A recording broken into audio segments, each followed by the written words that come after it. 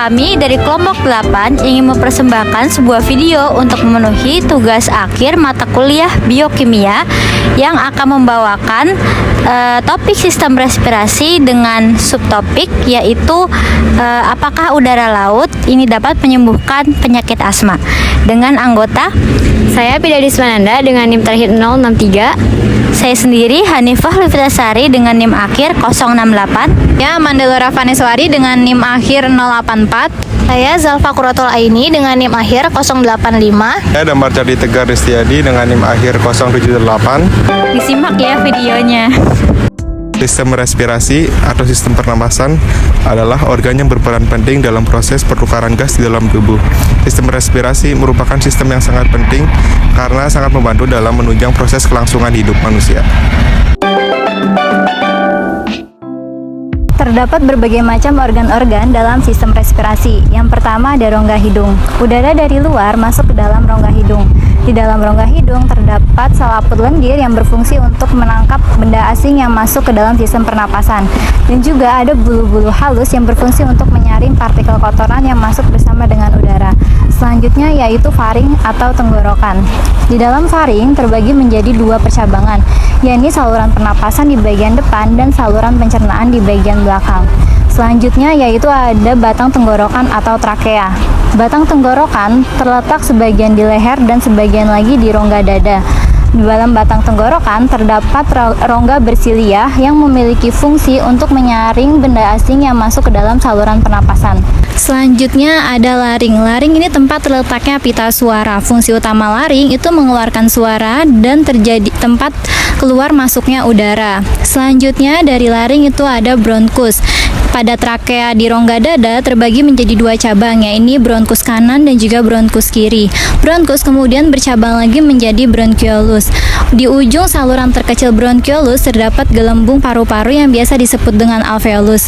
Dinding alveolus mengandung kapiler darah. Kapiler darah inilah udara dan oksigen masuk ke dalam darah. Selanjutnya ada paru-paru.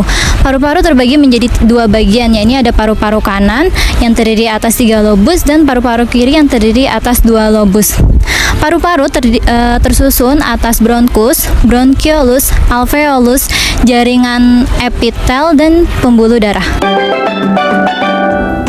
Dapat berbagai macam gangguan respirasi, diantaranya itu adalah bronkitis, flu, pneumonia, asma, tuberkulosis. Namun pada video kali ini kami akan lebih membahas lebih dalam tentang penyakit asma.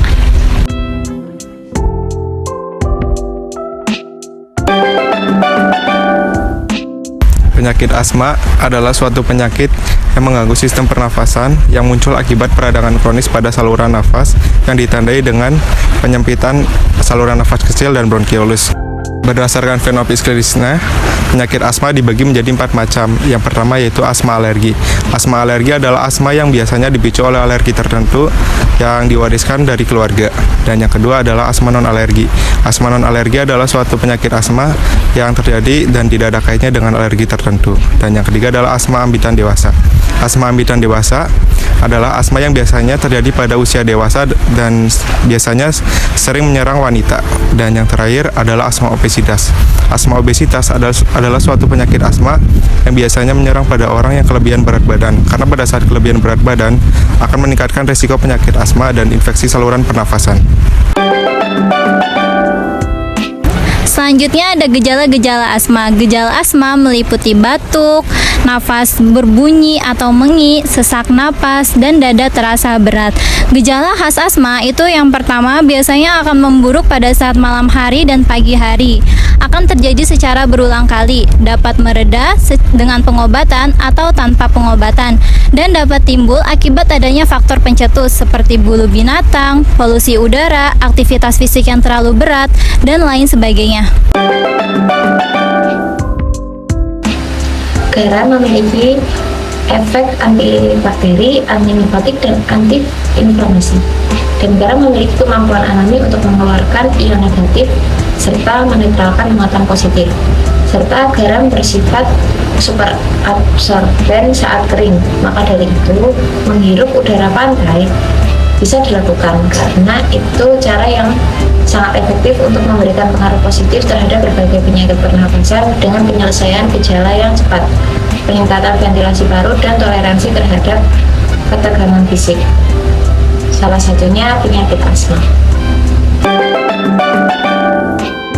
Seperti yang telah dipaparkan sebelumnya, bahwa udara laut bisa kita jadikan sebagai salah satu terapi untuk meredakan gejala asma yang dikenal sebagai terapi garam atau haloterapi.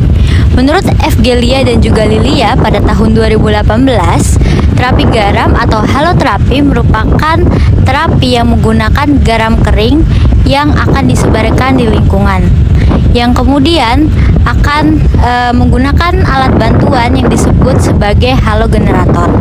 Pada dasarnya halogenerator ini sendiri merupakan alat yang digunakan untuk mengubah garam tersebut menjadi partikel-partikel kecil yang kemudian akan menyebar ke seluruh ruangan.